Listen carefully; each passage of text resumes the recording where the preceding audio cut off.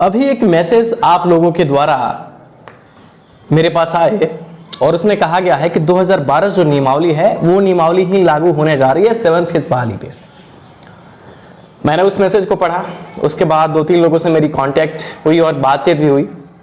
दरअसल ये बातें कहां से निकल के आ रही है कि 2012 की जो नियमावली है वो लागू होने जा रही है।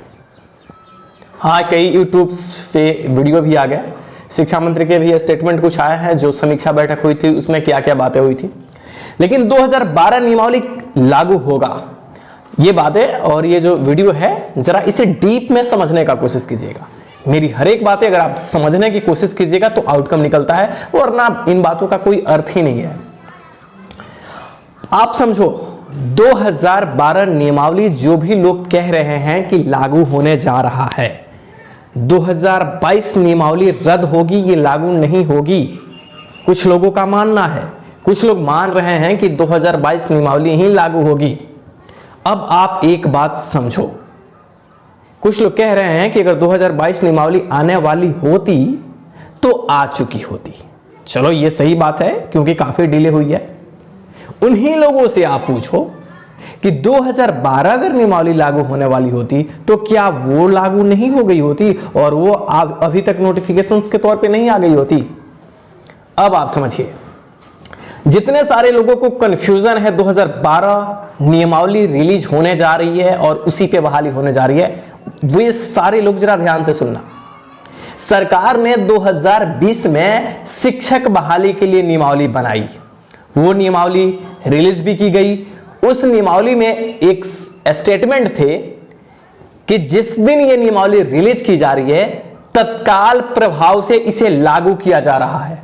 ध्यान दीजिएगा, 2020 नियमावली जब बनी उस पे लिखा था कि अभी से तत्काल प्रभाव से ही इस नियमावली को लागू किया जा रहा है और पिछली सारी जो नियमावली है वो रद्द हो गई। अब एक आप बात समझना, जितने सारे लोगों को कंफ्यूजन है कि 2022 नियमावली नहीं 12 लागू हो रही है, क्या सरकार 2020 नियमावली जो लागू की और वो भी रद्द होकर के 2022 नियमावली की बात हो गई है, क्या सरकार रिवर्स में जाकर के 20 नियमावली को ताकते रह करके और 12 नियमावली रिलीज करेगी? ये कतई नहीं हो सकता। सरकार बैक में जाकर के उस नियमावली को रिलीज नहीं कर सकती जो नियमावली बहुत पहले खत्म हो चुका है। उसके बाद से सरकार ने 2020 नियमावली रिलीज किया। ये बातें हैं। अब 2022 जो नियमावली है ये डेफिनेटली है कि 2022 नियमावली आपके सामने आएगी या 2020 नियमावली में यथा कुछ हेर फेर बदल संशोधन आपको देखने को मिलेंगे, यही नियमावली होगी। चाहे इसके नाम 2022 हो या न हो, पर बहाली डेफिनेटली है कि नए नियमावली पे ही होगी।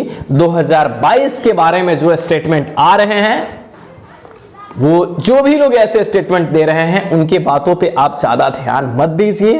कोई 2012 की नियमावली अभी रिलीज नहीं हो रही है, ये सारी बातें निराधार है। 2022 नियमावली आपके सामने देखने को मिलेगी। 60-40 का जो कंफ्यूजन है वो बरकरार है, लेकिन प्राइमरी में ये चीजें आई थिंक डेफिनेटली देखने को मिलेगी 60-40 रेशियो पे।